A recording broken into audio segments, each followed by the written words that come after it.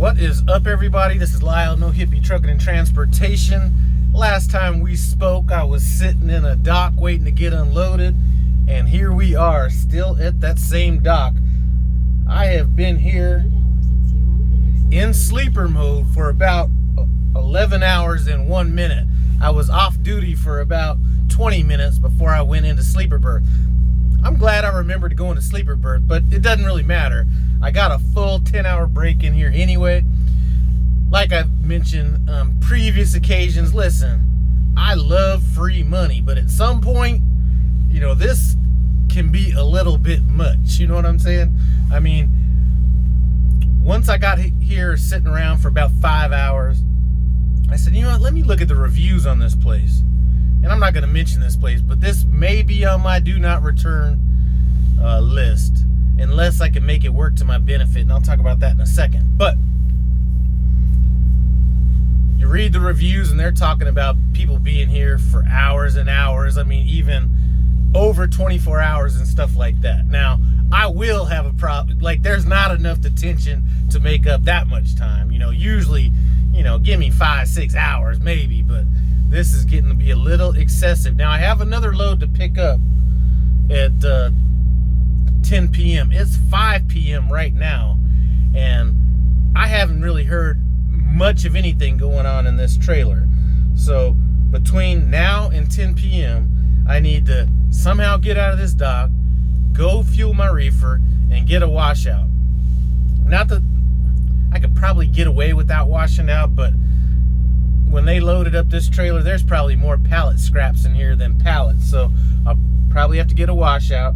It is a drop and hook on both ends, so I'm probably a little bit flexible. I guess if I got out of here as late as, like, say 2 a.m., 3, 4, 5, 6, 7, 8, 9, 10, 11, 12, maybe I could get out of here tomorrow morning and still get the next load on time, since it's a drop and hook 500 miles away. But anyway, so I'm reading the reviews, and they're just talking about all this time spent. And one thing I didn't know about this place is, I guess this is all machines in there unloading these trailers. So what you will feel is something go in your trailer, so you'll feel like you're getting unloaded. Then you won't feel anything for about another hour.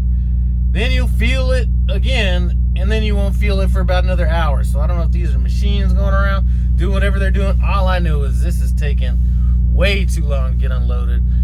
Now, if I could have made this work to my benefit, see, the problem is I slept all night last night. So I woke up this morning, got here. Now I got to go pick up a load, run it all night or whatever it is, which is good. I'm good for 36 hours, whatever. But what would have really worked out better is if I'd have got here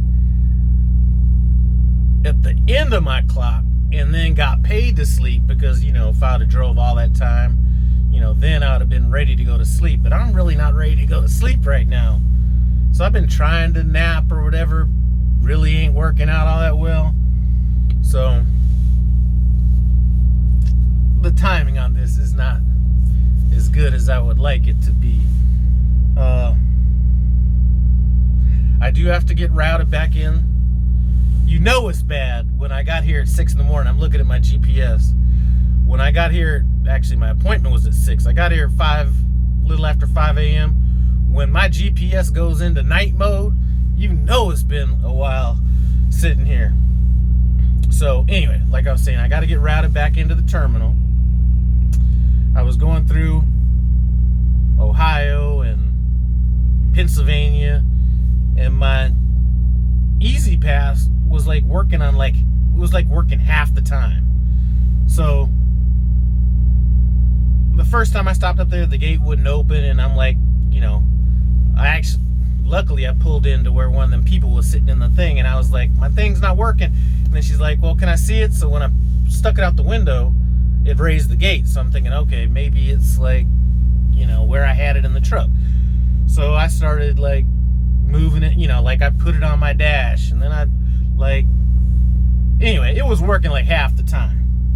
And who knows how many times it didn't work when I just drove through like one of the things without the gate.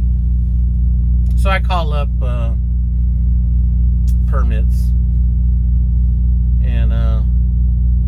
asked me all these questions, what's your number on the Easy Pass? So I told them what the number is, and they're like, huh, all right, what's the number on your Best Pass? So I gave them that, and then the Pre-Pass.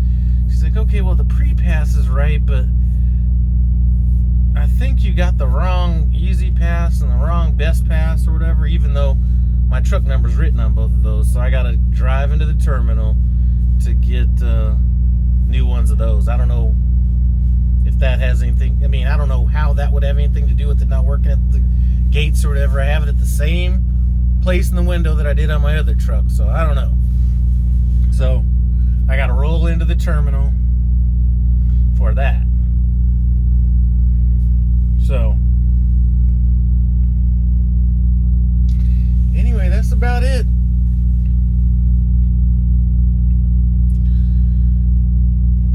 I will have to give you an update on this because this has been like a marathon. It's, some of you guys might know what I'm talking about.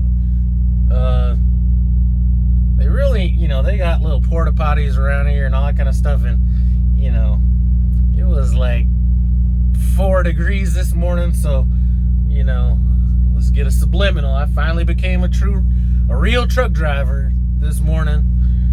Take that for what it's worth. Anyway, been here so long that this guy next to me is pulled out, and I don't know where he went, but he dropped his trailer in there, drove somewhere.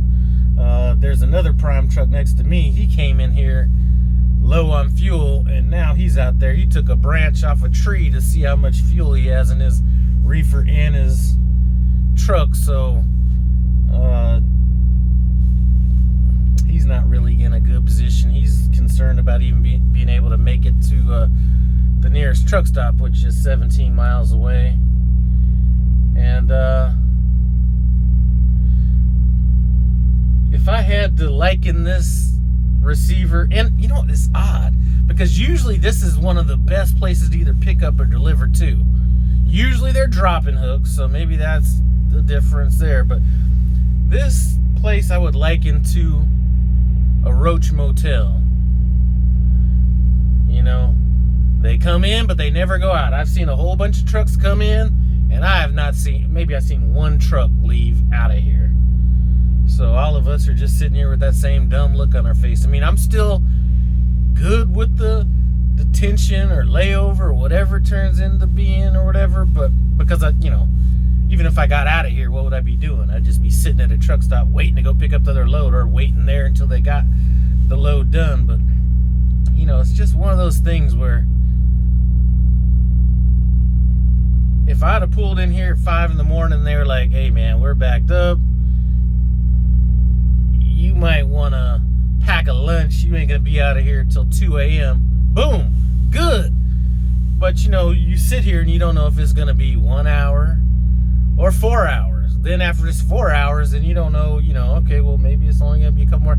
At this point, like, it's just like the never ending, like when, like, you don't have anything to, well, there's a lucky guy pulling out. But you just don't know when it's gonna end, so you don't know how hard you need to relax. But once I'm done with this video, I'm just gonna be like, forget it. I'm just gonna come back here and go to sleep. And then see, here's the problem. I gotta go pick up that next load, because in the Chicago area where I'm at right now, parking is gonna be hard. So hopefully they still keep me on this load no matter what time I get out of here, or I'll just sit out here. They're gonna have to call Prime and kick me out of here if they're like, okay, now you gotta leave. No, you kept me here all this time. You could at least give me the respect to chill out here. Anyway, that's about it. And and when I got here this morning, this was like,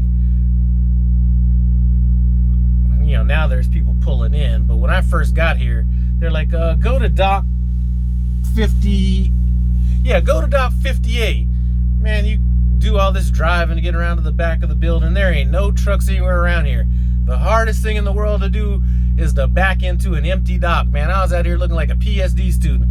I needed to break out some cones, know exactly what door to pull into.